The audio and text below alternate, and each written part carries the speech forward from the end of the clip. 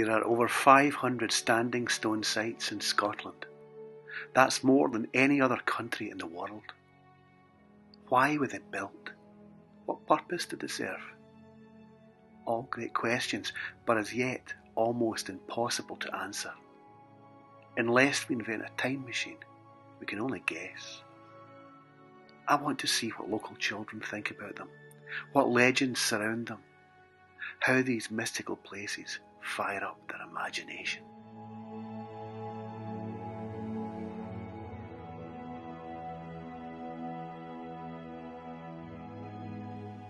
Part 2. The Ring of Brodgar. I stick to the smaller roads heading north via Inverness and Bonner Bridge. Thick banks of gorse line the single-track roads, a profusion of mustard and yellow. Gorse, often known as whin in Scotland, was crushed and used as a winter feed for cattle. Highly flammable, it was also used in bread ovens to raise the baking temperature. Gorse looks very similar to broom, but broom lacks those unforgiving thorns and tends to flower a little later.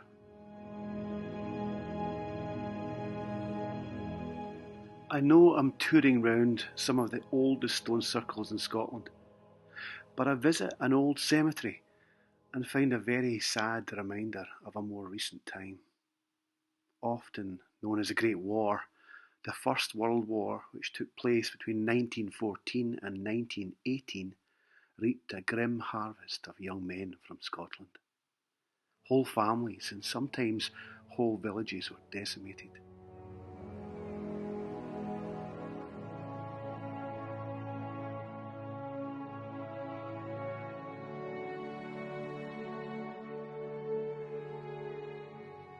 Pushing on, I spy a bit of a folly in Lairg. Everyone dreams of having their own house on an island. Well, someone has done just that in Lairg. Said to belong to the Bruins, it may just be a bit on the small side for me, but it's pretty attractive nonetheless.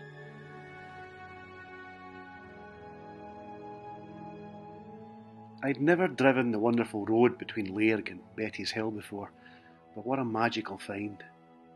I spot a black-throated diver, a kind of diving bird, known as a loon in Canada due to its haunting cry. I also come across another blot in our history. Well, the Great War took its toll 100 years ago. 100 years before that, around 1816, the Highland clearances were well on their way. People were forced off the land to make room for sheep. I spoke to a class this week who were looking at the good and bad aspects of this.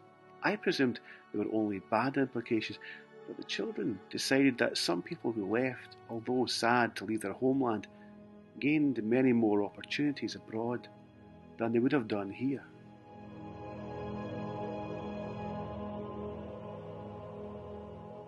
The Ring of Brodgar is situated in the Orkney Islands, which means a ferry trip over one of the roughest pieces of water around the British Isles.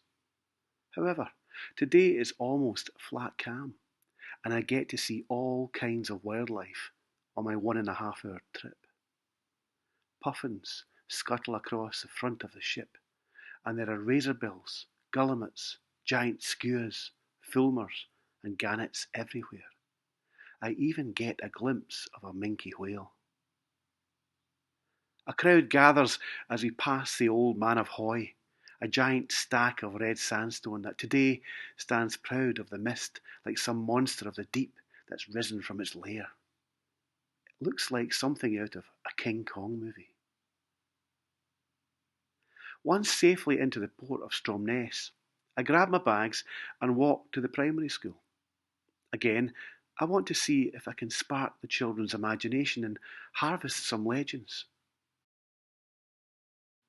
The school is just 3 years old, and Neil McIntosh, the head teacher, shows me round. The building is amazing, and the classes have an uninterrupted view of the sea and the ferry port.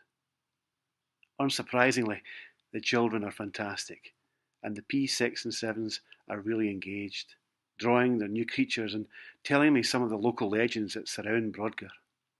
Here are 3 crackers from the children of Stromness Primary School. Listen out for Aidan's witchcraft stone story. He had the class in fits of laughter. Here we are in Stromness Primary, and what's your name?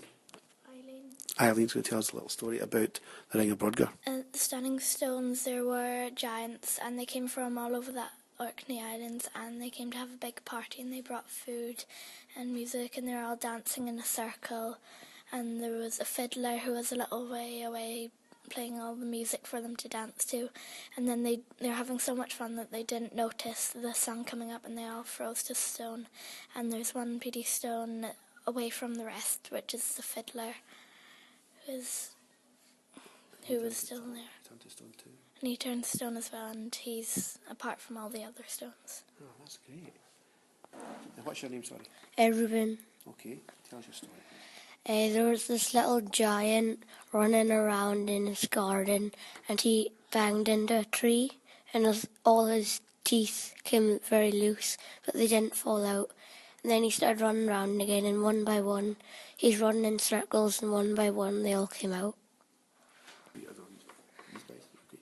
My name is Aidan, and once there was a witch of a Brodgar, and she had slaves, and then the slaves said, "What should I do today?" And then the witch said, "That's what you have to do." And he said, "I don't want to do that." She said, "Witchcraft, stone!" And then she had to get a new slave.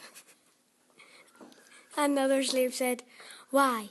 Why is there a stone there?" And he said, the witch said, "I don't know. The stone speak about it." And he said, "Why is there a stone there?" And he said, "Witchcraft, stone!" And they carried on until the last stone. And then he said, "Why is all these stones here?" And then he said, "I don't know, and please just don't speak about it." And then he said, "I want to know." And then she said, "I'll tell you, witchcraft, stone!" And then a guy came and killed the witch, and that's why there were stones. After the school, I grab a bite to eat and then catch the bus to Brodgar. I pass the Ring of Stromness on the way down to the peninsula and stand beside a stone that must be about 20 feet high.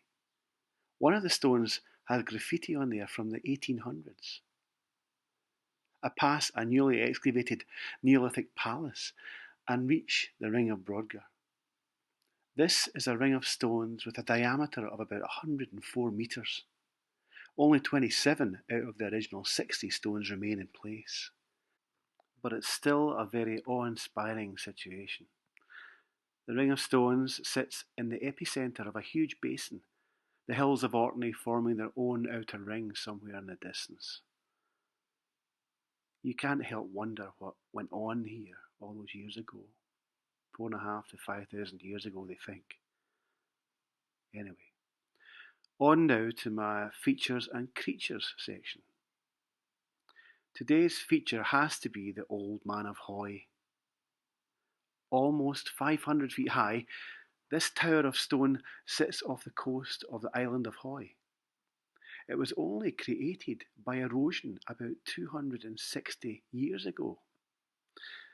In fact, it may fall into the sea at any moment, I'm told. It was first climbed in 1966 by Chris Bonington, Rusty Bailey and Tom Patty. Sir Chris Bonington became the Old Man of Hoy himself when he climbed that stack again in 2014. He was 80 years old.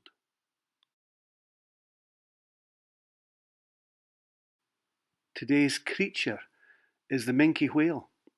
I spotted one on the ferry over to Orkney, but the last time I did the trip, which was many years ago, I spotted a killer whale. Killer whales sometimes hunt minke whales, so I hope this one will stay safe. Our second smallest whale, the minke, grows to about 8 metres in length, and they can live for as much as 60 years, assuming they avoid predators and whalers. Here are the challenge questions for this video diary. 1. When was the First World War? 2. What farm animal replaced people in the Highland clearances? 3. How long is a minke whale? 4. How old was Chris Bonington when he climbed the Old Man of Hoy in 2014? Just a reminder, Strident Publishing will be sponsoring a children's book pack which will be delivered to the school that produces the best story. The story must use a ring of stones as a starting point and be about a page long. Any school that has taken part in my trip or that has tuned into this video diary can enter the competition. So, good luck and bye for now.